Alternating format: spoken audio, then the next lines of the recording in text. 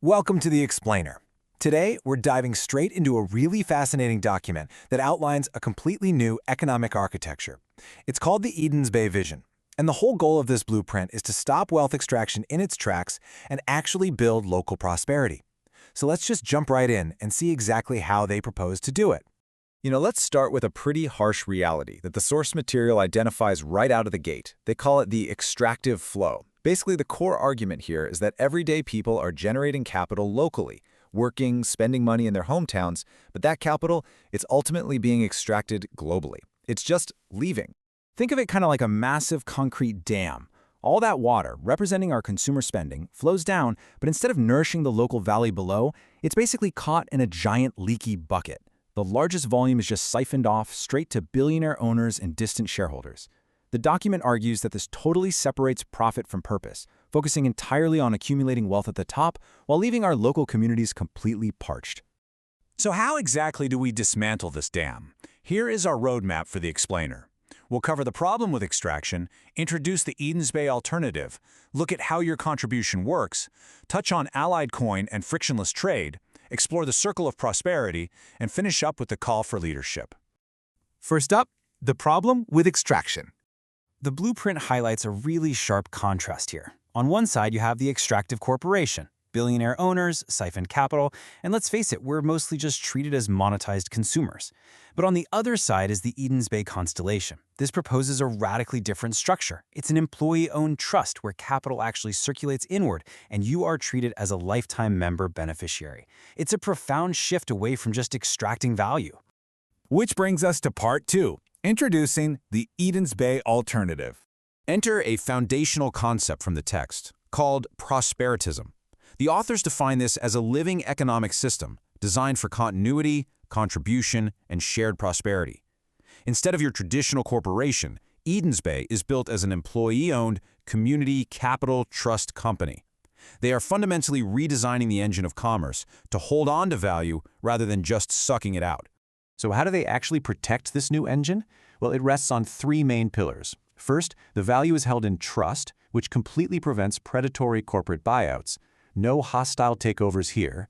Second, it's labor and creativity centered, meaning the makers running the marketplace are the primary beneficiaries. And third, generational longevity. They built a legal framework that keeps the enterprise accountable to the community for the long haul. All right, part 3, how your contribution works. Let's talk numbers. Participating in this ecosystem begins with a pretty simple requirement, a $35 monthly membership contribution. The text actually calls this the catalyst. It's a relatively small recurring amount, but it acts as the permanent fuel for the entire community, and it instantly unlocks your voting rights. But where does that $35 actually go? Well, it doesn't just vanish into a corporate bottom line. Your contribution routes directly into two dedicated trust reservoirs. 25% goes to the upper branch, known as the Steward's Trust, to keep the lights on and maintain operational continuity. The other 75%, that pours right into the lower branch, the Mother Trust, which is entirely dedicated to deploying capital back into the community.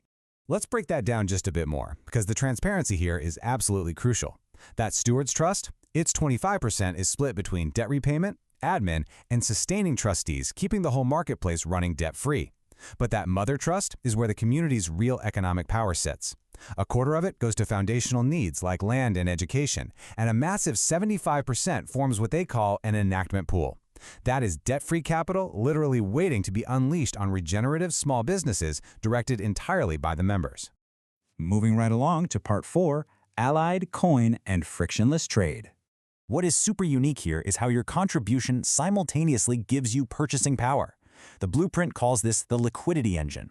For every $35 you contribute to build those community trusts, you're matched exactly 1-to-1 with 35 allied coins, meaning you get to fund the infrastructure while keeping your exact spending power right inside the marketplace.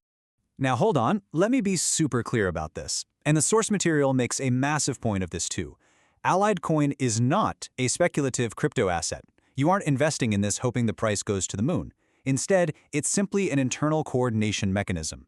Think of it like using Zelle for completely frictionless private trade between members. It's designed for absolute stability. Okay, part 5, the circle of prosperity. So how does that money actually hit the streets? through a 5-step democratic process they call the PEG cycle. 1.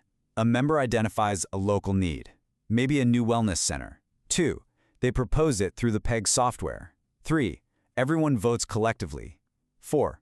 If it's approved, it gets capitalized with debt-free funds from that mother trust. And 5. That thriving new business accepts Allied coin, circulating the value right back into the ecosystem.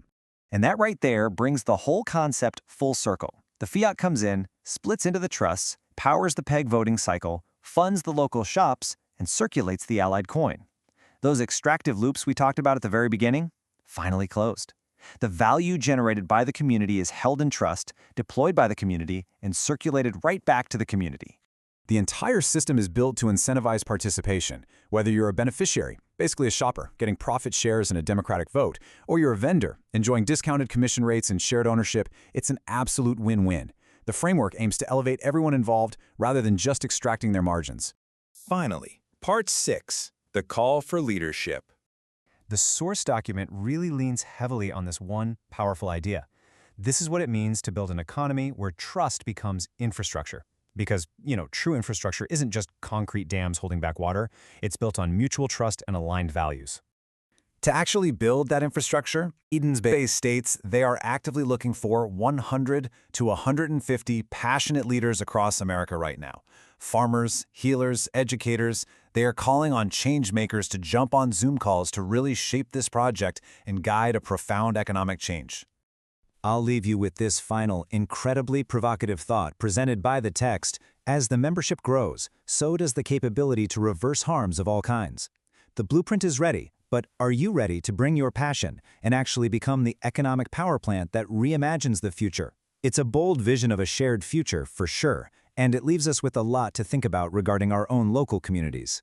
Thanks so much for joining me on this explainer, and keep asking the big questions.